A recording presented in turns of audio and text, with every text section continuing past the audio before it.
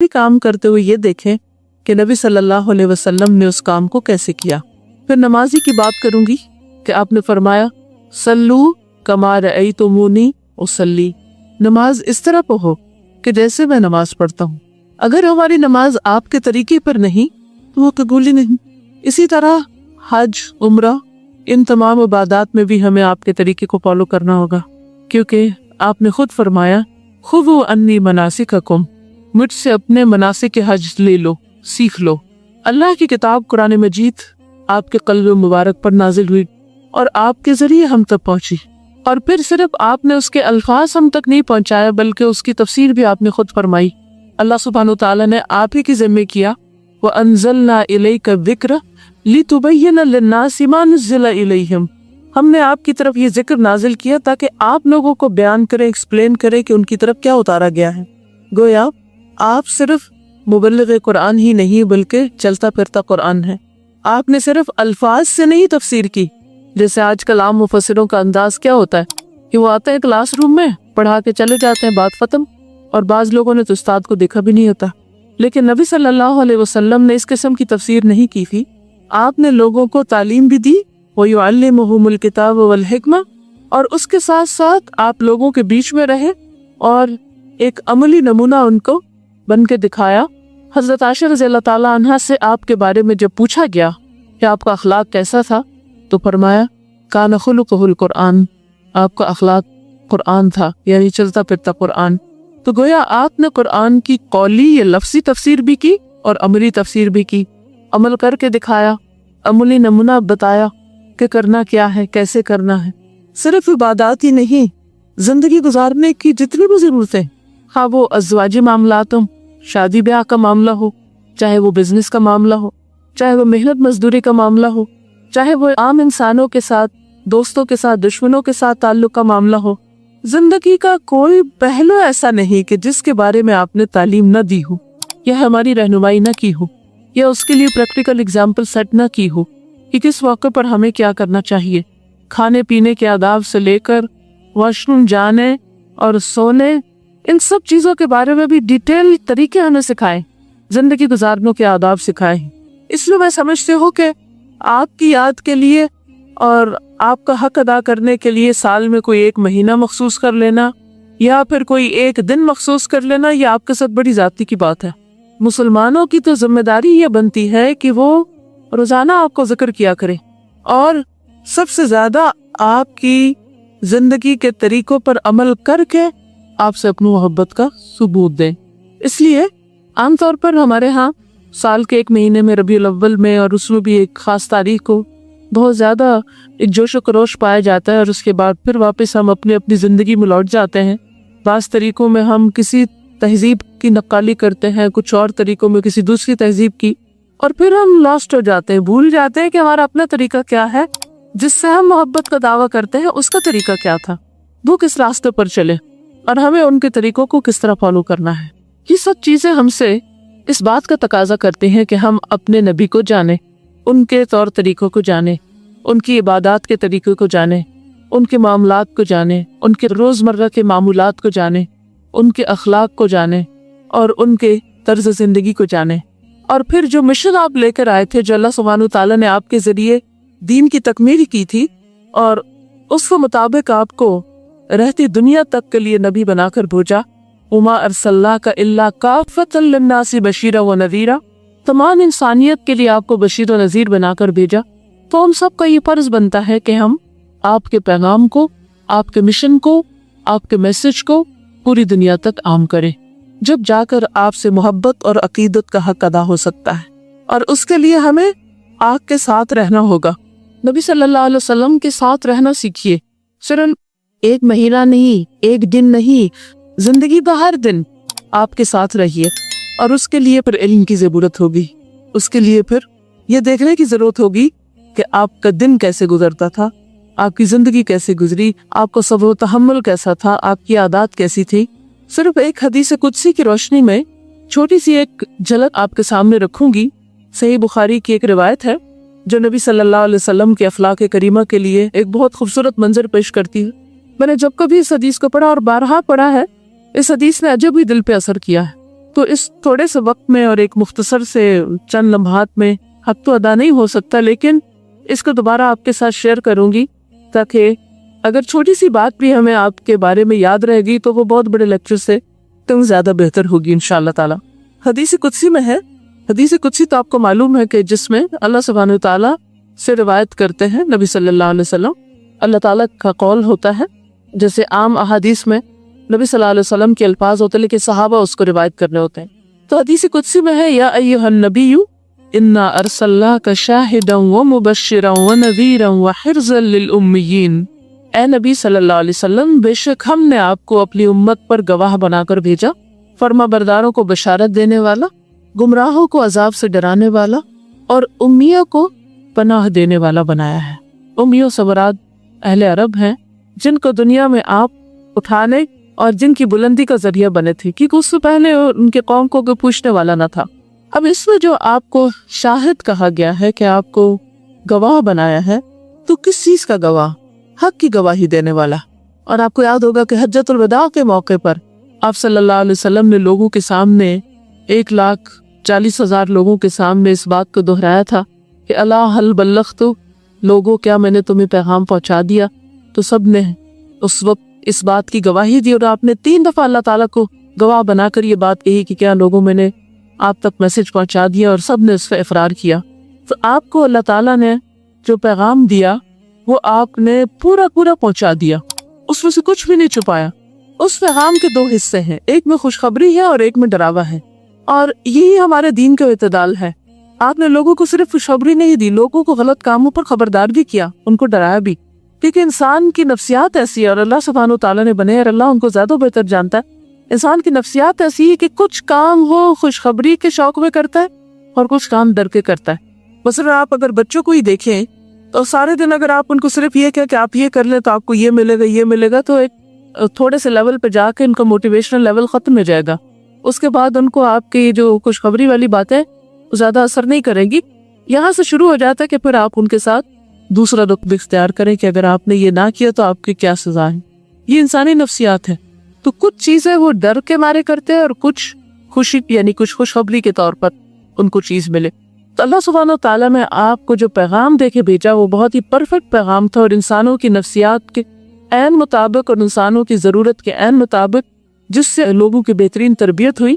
اور امیین کو یعنی ایسی قوم کو کچھ بالکل ان پڑھ تھی، یعنی حیرت کی بات ہے، بکریاں چرانے والے، اونٹ چرانے والے، ان سے کوسوں دور ایسے لوگوں کو آپ نے اتنی زبردست تربیت دی، ایسی زبردست تعلیم دی، اور وہ کوئی بچپن سے اسکول نہیں آپ نے وہاں کھولا تھا کہ جہاں سے تربیت شروع ہوئی تھی۔ صحابہ کرام کچھ جوان تھے، کچھ میچور تھے، کچھ بڑی عمر کے تھے، ہر ایج کے لوگ تھے، عورتوں بھی تھی، بچے بھی تھے، سبھی شریک تھے اس میں۔ لیکن آپ نے اپنے اخلاق اور اپنے عمل کے ذریعے اور اپنی تعلیم کے ذریعے، تربیت کے ذریعے ان کے اندر وہ جذبہ بھر دیا تھا کہ آپ کے بعد وہ آپ کے پیغام کو لے کے دنیا بھر میں پھیل گئے، اور آج آپ دنیا کی کسی کونے میں بھی جائیں وہاں آپ کو ان کے آثار ملیں گے۔ یہ کس طرح مختلف صحابہ اور تابعین جو تھے، جن میں بعض اوقات عورتیں بھی شامل تھیں، آپ کے میسج کو دنیا بھر میں لے جانے کے لیے انہوں نے کیسی قربانیاں دی، کتنی محنت کی، جس کے ذریعے پیغام آگے تک پہنچا۔ اب دیکھیے کہ بہت سی جگہوں پر تو جنگ کے ذریعے بھی مسلمان پہنچے، اور بہت سی جگہ ایسی تھی کہ جہاں صرف تجارت کے ذریعے اسلام پھیلا، لیکن ہر ایک نے اپنے ذمہ لازم کر رکھا تھا کہ وہ اللہ کا پیغام آگے ضرور پہنچائے گا۔ اگر آج وہ مسلمان وہ کہیں بھی جائے دنیا میں، وہ اپنی جاب کرنے کے لیے جائے، وہ اپنا بزنس کرنے کے لیے جائے، وہ کسی سفر پہ جائے، کسی سفارتی تعلقات کے لیے، کسی بھی مقصد کے لیے جائے، دنیا کے کسی بھی حصے میں جائے، اگر وہ بحیثیت مسلمان اپنی ذمہ داری سمجھتے ہوئے اس میسج کو بھی ساتھ لے جائیں کہ ہمیں لوگوں تک اللہ کی بات پہنچانی ہے، لوگوں تک اللہ کا پیغام پہنچانا ہے، تب دیکھیے کہ تبھی ہم یہ حق رکھتے ہیں کہ فخر کریں کہ ہم آپ کی امت میں سے۔ اللہ نے دنیا بندوں کے لیے مسخر کی۔ مومن جو ہے وہ کسی مشرق و مغرب، وہ زمین کے کسی خاص حصے کا واسی نہیں ہوتا، وہ جہاں بھی جاتا وہ زمین اس کا گھر ہوتی، وہ اس کے لیے وفادار ہوتا ہے۔ صحابہ کرام میں سے بہت سی صحابہ کی قبریں آپ دیکھیں گے، کوئی دمشق میں دفن ہے، کوئی ترکی میں دفن ہے، کوئی کہیں پر دفن ہے۔ اگر آپ ایجپٹ کی طرف جائیں یا پھر افریقہ کی طرف جائیں، پھر انڈیا کی طرف آئیں، وہ لوگ آپ کے بعد نکلے ہیں اور پھر واپس بھی نہیں لوٹے۔ انہوں نے اس زمین کو بھی اللہ کی زمین سمجھ کر اپنا گھر سمجھا، لیکن ان کا مقصد کیا تھا؟ मकसद ये था कि हम इंसानियत को राह निजात दिखाएं, और आज के दौर में भी इंसानियत इसी चीज की बतलाशी है। लेकिन ये उस वक्त हो सकता है जब हमें पूरा कॉन्फिडेंस हो कि जो कुछ आप लाए हैं वही कामिल है, वही मुकम्मल है, वही जरूरत है, और वो आज भी इसी तरह फायदेमंद है जिस तरह उम्मीयीन के लिए, अनपढ़ लोगों के लिए था। फिर अल्लाह सुब्हानहू तआला फरमाते अंत अब्दी व रसूली, तू मेरा बंदा है और मेरा रसूल। नबी सल्लल्लाहु अलैहि वसल्लम जो हैं उनको अल्लाह सुब्हानहू तआला ने कुरान मजीद में मुख्तलिफ मकामात पर अपना बंदा कहा है। यानी खालिक और मालिक सिर्फ अल्लाह है, एक अल्लाह रब्बुल इज्जत। और नबी सल्लल्लाहु अलैहि वसल्लम जिनका मकाम और दर्जा सारी मखलूक में अफजल है, लेकिन वो भी अल्लाह के बंदे हैं। और जहाँ अल्लाह सुब्हानहू तआला ने आपको इंतहाई बुलंदी अता की, वहां भी उनको अपना अब्द कह के पुकारा। मसलन आप देखिए कि जब मेराज के मौके पर आप सल्लल्लाहु अलैहि वसल्लम तशरीफ ले जाते हैं तो उस वक्त अल्लाह ताला फरमाते सुब्हानल्लज़ी अस्रा बिअब्दिही लैलन मिनल मस्जिदिल हराम इलल मस्जिदिल अक़सा, के पाक है वो अल्लाह, वो ज़ात जिसने अपने बंदे को रातों रात सैर कराई मस्जिद हराम से मस्जिद अक़सा तक, बिअब्दिही, अब्द। हालांकि उसके बाद आपको आसमानों तक ले जाया गया, सातवें आसमान तक पहुंचाया गया, वहां तक गए जहाँ जिब्रील भी नहीं गए, लेकिन किस हैसियत में गए? अब्द। तो गोया अबूदियत और अब्दियत और अब्द होना इंसान के लिए आला तरीन मकाम है, जिसको अल्लाह सुब्हानहू तआला ने अपने हबीब मोहम्मद सल्लल्लाहु अलैहि वसल्लम के लिए पसंद किया।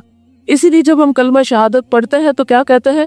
अशहदु अल्ला इलाहा इल्लल्लाह व अशहदु अन्ना मुहम्मदन अब्दुहु व रसूलुहु, कि मैं गवाही देता हूँ कि अल्लाह के सिवा कोई माबूद नहीं, और ये कि मोहम्मद सल्लल्लाहु अलैहि वसल्लम अल्लाह की अब्द हैं और उसके रसील हैं। तो अब्द होना जो है ये सादत है बंदे की। अंत अब्दी व रसूली, इसी तरह और जगहों पर भी कुरान मजीद में जिक्र आता है जहाँ आपके आला तरीन कामों का वहीं आपके अब्द होने का जिक्र है। फरमाया सन्नैतुकल मुतवक्किल, मैंने आपका नाम मुतवक्किल रख दिया। यानी आपके नाम हैं, आपके बहुत से नाम हैं जिनमें से एक नाम अल मुतवक्किल है, तवक्कुल करने वाला। अब देखिए कि नबी सल्लल्लाहु अलैहि वसल्लम को अल्लाह ताला ने कैसी बुलंदी अता की और अपना खलील बनाया। याद रखिए कि खलील का दर्जा जो है वो हबीब से भी ज्यादा है। हम आमतौर पे कहते हैं कि नबी सल्लल्लाहु अलैहि वसल्लम अल्लाह के हबीब हैं, अल्लाह के महबूब हैं, ठीक है वो भी हैं, लेकिन मोहब्बत के ऊपर एक और दर्जा होता है मोहब्बत का, और वह खुल्लत का दर्जा। जैसे इब्राहीम अलैहिस्सलाम को अल्लाह सुब्हानहू तआला ने खलील अल्लाह का लक़ब दिया, वत्तख़ज़ अल्लाहु इब्राहीम खलीला, तो हदीस में आता है कि अल्लाह ताला ने मुझे भी अपना खलील बनाया है। खलील वो होता है कि जिसके लिए ऐसी मोहब्बत दिल में कि उसके सिवा बाकी सब की मोहब्बत दिल से निकल जाए, यानी मोहब्बत का आला तरीन मकाम। तो अल्लाह सुब्हानहू तआला ने नबी सल्लल्लाहु अलैहि वसल्लम को जो मकाम दिया है वो मोहब्बत का आला तरीन मकाम है। आप भी अल्लाह सुब्हानहू तआला से सबसे ज्यादा मोहब्बत करते थे और अल्लाह सुब्हानहू तआला ने भी आपको जबरदस्त खिताबात से नवाजा, और आपको शफाअत कुबरा नसीब होगी, आपको तरह तरह के इख्तियारात दिए गए, लेकिन इसके बावजूद आप हर मामले में अल्लाह पर तवक्कुल करने वाले, अल्लाह पर भरोसा करने वाले थे, अपने मामलात को अल्लाह के हवाले करने वाले थे। इससे क्या बात पता चलती है कि हमारे अंदर भी कौन सी सिफत होनी चाहिए? तवक्कुल करने की। हालात कितनी भी मुश्किल हो, कितनी भी तारीख हो, कैसी भी मुश्किलात हो, लेकिन तवक्कुल एक ऐसी कैफियत का नाम है कि जिसके बाद इंसान के अंदर से हर तरह का खौफ और परेशानी, दुख, दर्द, तकलीफें सब चली जाती हैं, क्योंकि वो अपने सारे मामलात अल्लाह के सुपुर्द कर देता है। और जितना बड़ा कोई काम करना चाहता है उतने ही बड़े दर्जे का उसको तवक्कुल करना चाहिए, अपनी रोजी के मामले में, अपनी हिफाजत के मामले में, अपनी सेहत के मामले में, अपने कामों की कामयाबी के मामले में, हर चीज के मामले में, क्योंकि जब तक तवक्कुल नहीं होता उस वक्त तक कुछ किया नहीं जा सकता। तवक्कुल क्या है कि इंसान अपने तौर पर कोशिश करता रहे, लेकिन क्रेडिट खुद ना ले और ये ना कहे कि मैं करने वाला हूँ, करेगा अल्लाह, मैंने कर दिया जो करना था, लेकिन अब इसका नतीजा जब आएगा जो मेरा रब चाहेगा और जो वो चाहेगा। इसी तरह अगर कोई काम नहीं भी हो रहा, ये बज़ाहिर होता नजर नहीं आ रहा, इंसान अपनी भरपूर कोशिश करता रहे, उसके बाद नतीजा अल्लाह के सुपुर्द कर दे। तो ये जो कैफियत है ये इंसान को स्ट्रेस और हर तरह की परेशानी और गम और दुख से आजाद कर देती है कि मेरा रब है ना, हस्बी अल्लाह व निअमल वकील। यही वो कैफियत थी जो इब्राहीम अलैहिस्सलाम के अंदर थी। इब्राहीम अलैहिस्सलाम का जब आग में फेंका गया, बाप भी उनमें शामिल है जो आग में फेंक रहे हैं, खानदान भी शामिल है, सारा वतन शामिल है, وہ لوگ جن پر انسان کو بڑی توقعات ہوتی ہیں، جب سارے چھوڑ دے، سب نے بے وفائی کی، کوئی بھی ساتھ دینے والا نہیں تھا، کوئی بھی بچانے والا نہیں تھا، جب آپ کو پھینکا گیا تو آپ نے کیا کلمہ پڑھا؟ حسبی اللہ و نعم الوکیل، کافی ہے مجھے اللہ، اور وہ بہترین کارساز ہے، کام بنانے والا ہے۔ اور اللہ سبحانہ و تعالیٰ نے اسی وقت کیا حکم دیا آگ کو، کیونکہ آگ اللہ کے کنٹرول میں تھی نا، اللہ یا نار کونی بردن وسلاما علی ابراہیم، ہم نے کہا آگ ٹھنڈی ہو جا اور سراسر سلامتی بن جا ابراہیم پر۔ آگ نے ابراہیم علیہ السلام کو کچھ نہیں کہا، کیونکہ آپ کا توکل اللہ پہ تھا۔ اور اس میں ہم سب کے لیے بہت بڑا سبق ہے، جب حالات مشکل ہو، جب کوئی کام نہ ہو، یا کوئی بھی آپ بڑا کام کرنا چاہے، یا کوئی بھی آپ کے دل میں آرزو ہو، کسی نیکی کے کام کی، کسی دنیا کے کام کی کوئی تمنا ہو، کوئی تڑپ بس میں ہو، تب بھی اپنے طور پہ کوشش کر کے اس کے بعد کہ حسبی اللہ و نعم الوکیل۔ کوئی ایسا وقت جب آپ کے اپنے آپ سے بے وفائی کر جائیں، آپ کے دوست آپ کو چھوڑ جائیں، آپ کے پیرنٹس آپ کو شک کی نگاہ سے دیکھیں، اور کوئی آپ پر اعتماد کرنے والا نہ ہو، تو کیا کلمہ آپ کو چلنے کے قابل رکھے گا؟ حسبی اللہ و نعم الوکیل۔ اور یہ وہ کیفیت ہوتی ہے جو حقیقی معنی میں انسان کے دل کے اندر ٹھنڈک پیدا کر دیتی ہے۔ جب سارے آپ کو مس انڈرسٹینڈ کرتے ہیں، یا بلیم کرتے ہیں، یا آپ کو غلط سمجھتے ہیں، تو اس وقت آپ کیا کہیں؟ حسبی اللہ و نعم الوکیل۔ نبی صلی اللہ علیہ وسلم پر بھی بڑے مشکل وقت ہے، جب آپ کے سارے قبیلے نے آپ کو چھوڑ دیا، جب آپ کے چچا کا انتقال ہوا تو کوئی آپ کو پناہ دینے والا نہ رہا مکہ کے اندر، لیکن کس طرح اللہ سبحانہ و تعالیٰ نے سنبھالا، اور کس طرح جب اپنے اور پرائے سارے ہی غیر ہو گئے ایک طرح سے، تو اس وقت اللہ سبحانہ و تعالیٰ نے کس طرح آپ کے مشن کو تقویت دی، اور ہجرت کا حکم آیا، اور مدینہ میں جا کر اسلامی ریاست کی بنیاد جو تھی وہ مضبوط ہوئی۔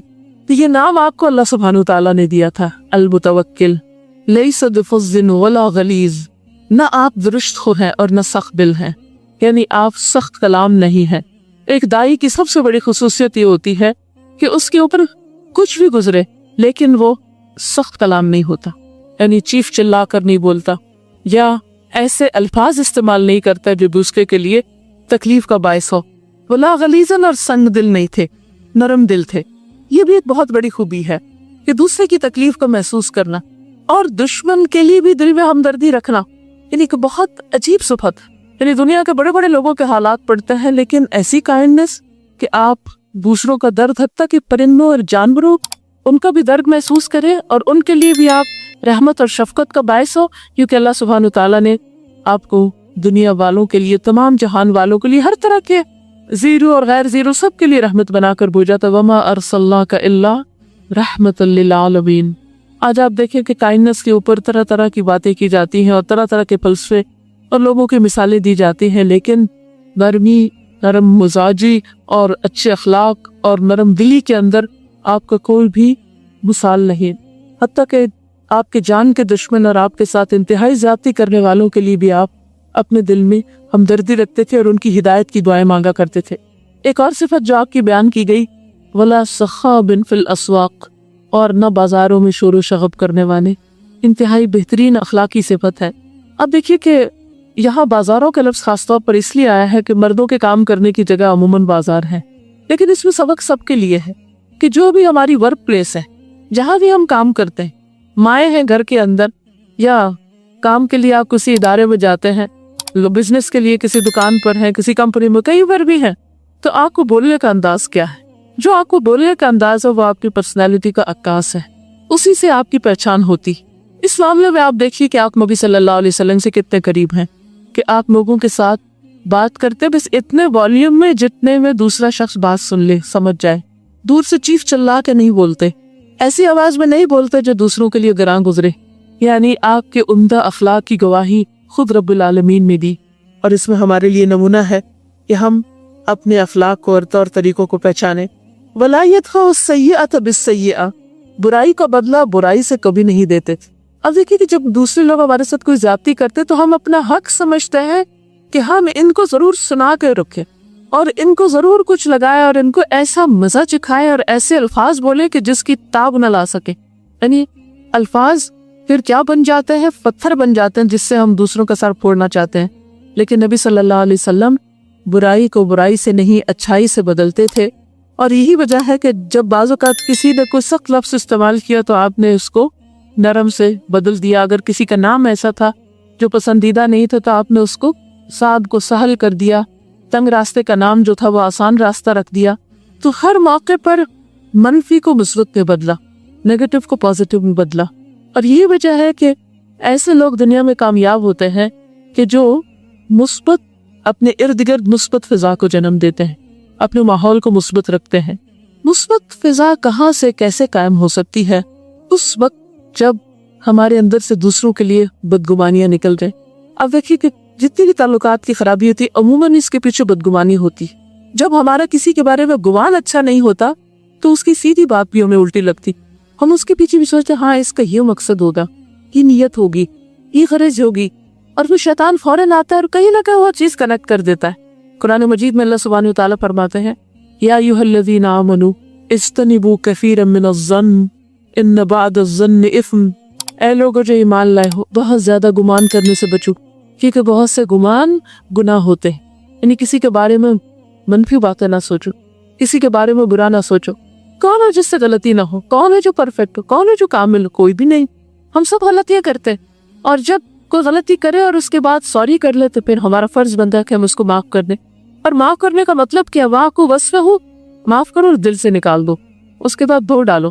اور اگر دوبارہ اس سے کوئی ایسی غلطی ہے تو اس کو پچھلی غلطی سے جا کے کنیکٹ نہ کرو کہ پھر ایک اور فیول بھر جائے اس میں. اس سے ہم خود بھی تکلیف اٹھاتے ہیں اور دوسرے بھی تکلیف اٹھاتے ہیں. تو اس لیے بہت ضروری ہے کہ ہم ایسے تمام معاملات میں نبی صلی اللہ علیہ وسلم کے اس طریقے پر عمل کریں. وَلَا يَدْفَعُ السَّيِّئَةَ بِالسَّيِّئَةِ, کہ آپ برائی کا جواب برائی سے نہیں دیتے تھے. وَلَٰكِن يَعْفُو وَيَغْفِرُ, لیکن معاف کر دیتے تھے اور درگزر کرتے تھے.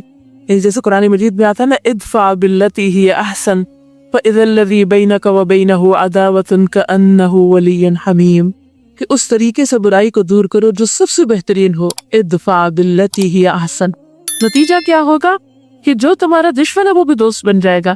آج ہمارا حال کیا ہے کہ دوستوں کو بھی دشمن بنا لیتے ہیں. آپ دیکھیے کہ طلاق کا ریٹ کتنا زیادہ بڑھ گیا. ادھر شادی ہوتی ہے, ادھر خوف آتا ہے کہ اللہ کرے کہ بن جائے, نب جائے, اور اس سے پہلے ہی ایسے پریکاشنز دیے جا رہے تھے کہ اگر طلاق ہوگی تو کیا کیا کرنا ہوگا, کہاں سے ہم اپنے آپ کو بچا سکتے ہیں. یعنی کہ اب یوں لگتا ہے کسی شادی کرنے کے ساتھ ہی ایک دھڑکا ماں باپ کو لگ جاتا ہے اور خود کپل کو بھی کہ پتہ نہیں بنتی ہے یا نہیں. اب عام طور پر چلا کیا ہے کہ بس شروع میں ہی دیکھ لو, دیکھ بھال کر لو, ابھی کچھ نہیں بگڑا, ابھی سے ہی فیصلہ کر لو. اور شروع کا سال تو آپ کو پتہ ہے کہ ٹیدنگ پیریڈ ہوتا ہے. دو مختلف علاقوں میں, خاندانوں میں, عادات میں رہنے والے اگر اکٹھے ہو رہے ہوتے ہیں تو ان کی ایڈجسٹمنٹ کا ایک ٹائم ہوتا ہے. آپ نے دیکھو ہوگا اگر آپ مثلاً نئے دانت منہ میں لگواتے ہیں یا اسی طرح کوئی نیا کپڑا پہنتے ہیں, ایون نیا جوتا خریدتے ہیں, تو کیا اس کی پین نہیں تھی, اس کے ایڈجسٹمنٹ میں ٹائم لگتا ہے. حالانکہ آپ نے ٹیسٹ اینڈ ٹرائی کر کے جوتا خریدا ہوتا ہے, دکان میں چلے پھرے بھی ہوتے ہیں, لیکن وہی جوتا گھر آتے جب آپ چلنے لگتے تو پنچ کرنے لگتے تو کیا آپ اٹھا پھینکیں گے؟ کتنے اٹھا پھینکیں گے؟ تو بیوی جوتی کی طرح تھوڑی ہے کہ آپ اسے بدل ڈالیں, ایسے ہی اٹھا کے باہر نکال دیں کہ جی اس سے پنچنگ ہو رہی ہے, مجھے آرام اور سکون میں خلل ہو گیا. اسی طرح آپ ہزاروں ڈالر دے کے آپ اپنے دانت لگواتے ہیں, نئے کراؤننگ کراتے ہیں, یہ خواب برج بنواتے ہیں, آپ کو کچھ دن لگتے ہیں کہ آپ چبا سکتے ہیں کچھ, تو اگر نہیں تو آپ جائیں دوبارہ آپ ڈینٹسٹ کا تو نکال دو, مجھے تو چین نہیں آ رہا, مجھے تو مزہ نہیں آ رہا ہے ان دانتوں سے. نہیں, آپ کو تھوڑا سا صبر کرنا پڑے گا, حتیٰ کہ آپ کو کچھ عرصے بعد ایسا لگے گا کہ یہ پیدائشی دانت ہے آپ کی, آپ عادی ہو جائیں گے. تو اسی طرح تعلقات میں بھی, ریلیشن شپس میں بھی, کسی بھی انسان کے ساتھ جب آپ کو ریلیشن شپ ہوتا ہے تو اس میں مشکل وقت ضرور آتا ہے.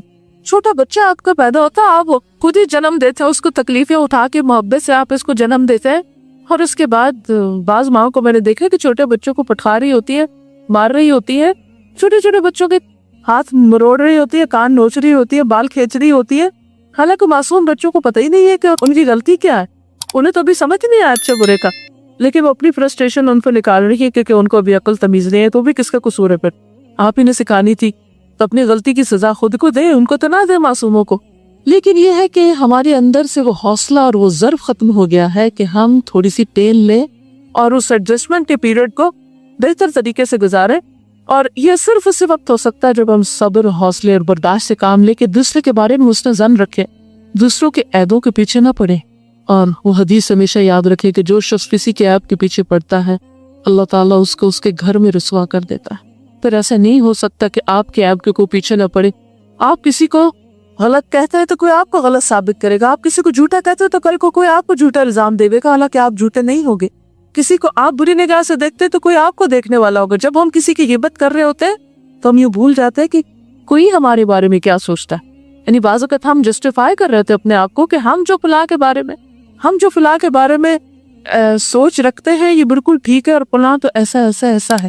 یعنی کئی خرابیاں اس کو ڈھونڈ کے ہم نے اپنے آپ کو جسٹیفائی کیا ہوتا ہے، لیکن یہ بھول جاتے ہیں کہ اس سے بھی ذرا جا کے پوچھئے دوسرے فریق سے وہ ہمارے بارے میں کیا سوچتے ہیں۔ عام طور پہ ایسا ہوتا ہے جب میاں بیوی میں تھوڑی سی بھی چپکلش ہوتی ہے تو میاں کے پاس بھی لمبی لسٹ ہوتی ہے شکایتوں کی، بیوی کے پاس بھی ہوتی ہے۔ آپ ایک کی بات سنیں تو وہ اپنی لسٹ دہرا دے گا، دوسرے کی سنیں تو وہ اپنی لسٹ دکھائے گا۔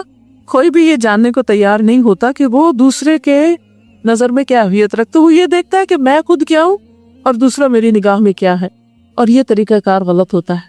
اس لیے بہت ضروری ہے کہ ہم دوسروں کو مارجن دیں، یعفو و یغفر، معاف کر دیں، درگزر کر دیں، جیسے کہ نبی صلی اللہ علیہ وسلم کی صفت تھی۔ پھر فرمایا وَلَا يَقْبِضُهُ اللَّهُ حَتَّى يُتِيمَ بِهِ الْمِلَّةَ الْأَوْجَاءَ، اللہ آپ کو اس وقت تک وفات نہ دے گا جب تک گمراہ قوم کو آپ کے ذریعے سیدھے رستوں پر نہ لے آئے۔ اور ایسا ہی ہوا، آپ کا مشن مکمل ہوا تو اللہ تعالیٰ نے آپ کو اٹھایا، یعنی عرب میں آپ کا بول بالا ہوا اور لوگ لا الہ الا اللہ محمد رسول اللہ پڑھ کر اسلام میں داخل ہو گئے۔ پھر فرمایا وَيَفْتَحْ بِهِ أَعْيُنًا عُمْيًا، اور آپ کو اس وقت تک وفات نہیں دے گا جب تک کافروں کی اندھی آنکھوں کو بینا نہ کر دے، یعنی ان کو حقیقت نظر نہ آنے لگے۔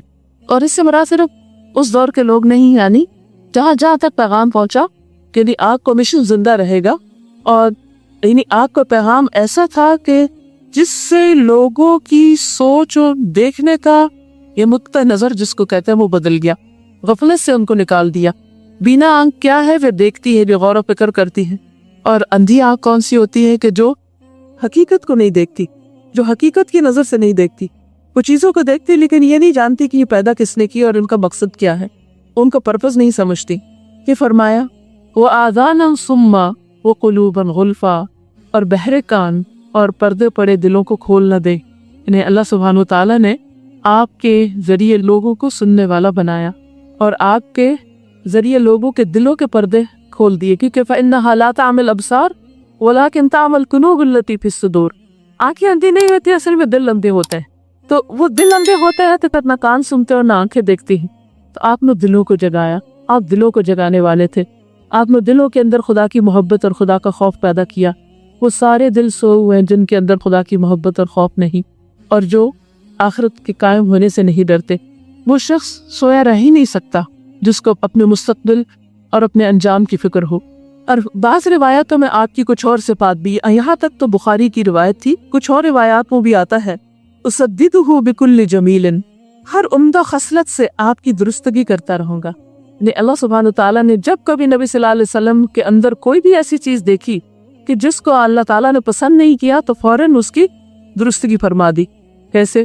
جیسے ایک دفعہ آپ کی مجلس میں ابن ام مکتوم آئے تو آپ نے تھوڑی ان کی طرف توجہ نہیں دی تو اللہ سبحانہ تعالیٰ نے یہ صورت نازل کر دی عبس وتولی ان جاءہ الاعمی وما یدریک لعلہ یزکی، چیوری چڑھائی اور منہ بسورا کہ ان کے پاس ایک اندھا آ گیا اور آپ کو کیا خبر کہ شاید وہ تزکیہ حاصل کرے۔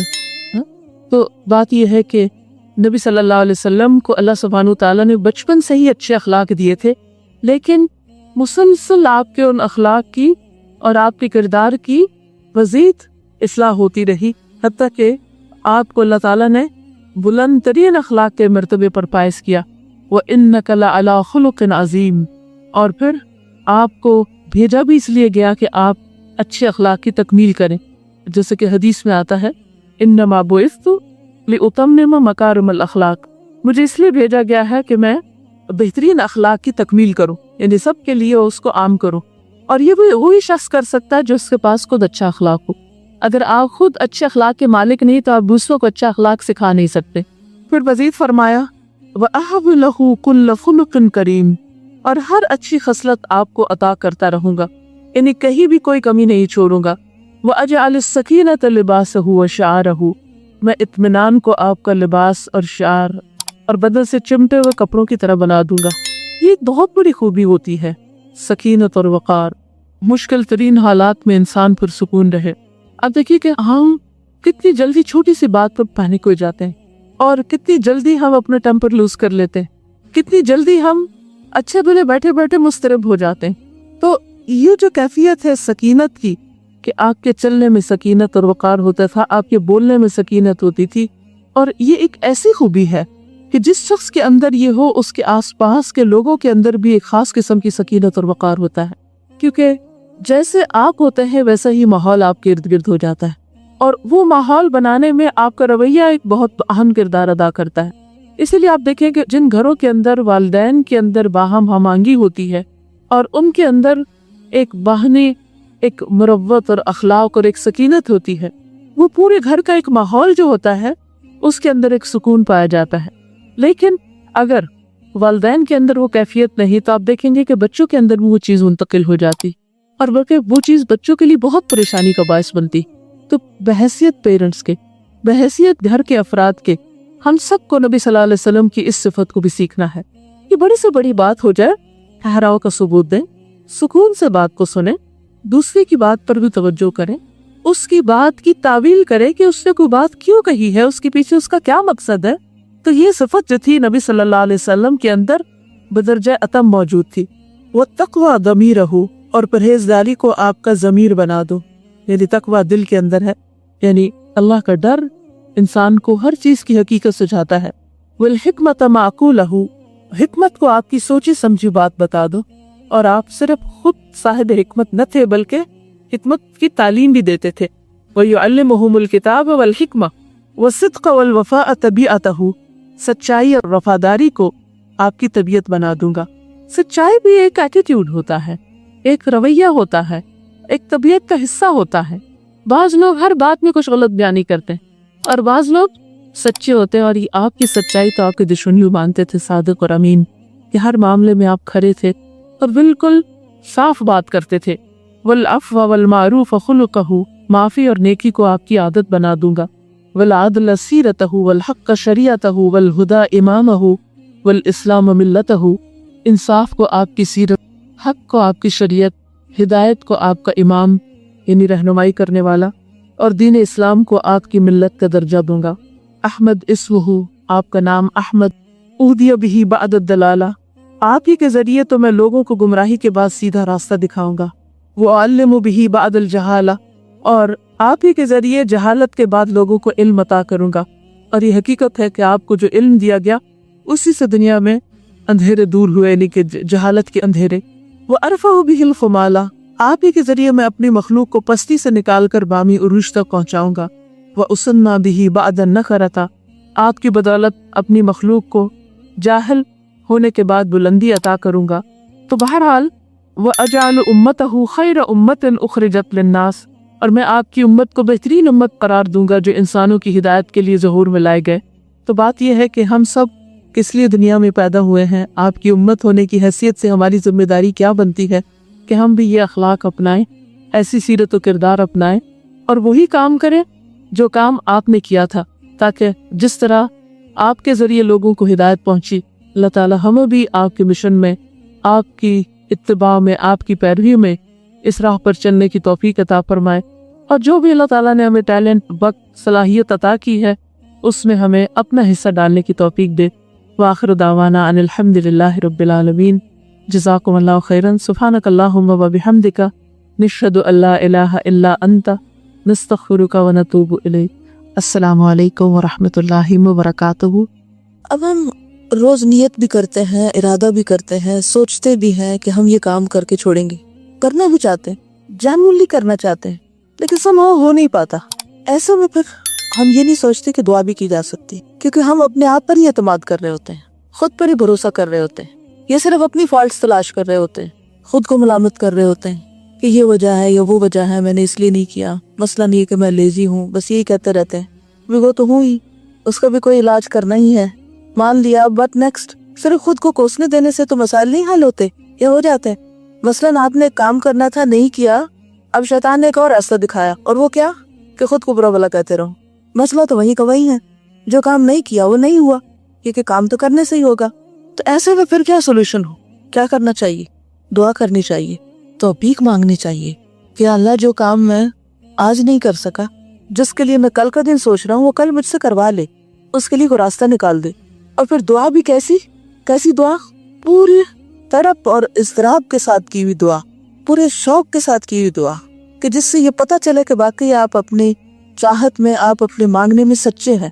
وہ بیک آف مائنڈ، یہ دل کے کسی خانے میں ایسا چور نہ چھپا ہوا ہو کہ ویسے قبول تو کوئی نہیں ہونی، چلو مانگ ہی لیتی ہیں، یہ کام ہونا تو کوئی نہیں، چلو کر ہی لیتے، پھر کیا ہوا، شاید ہو ہی جائے۔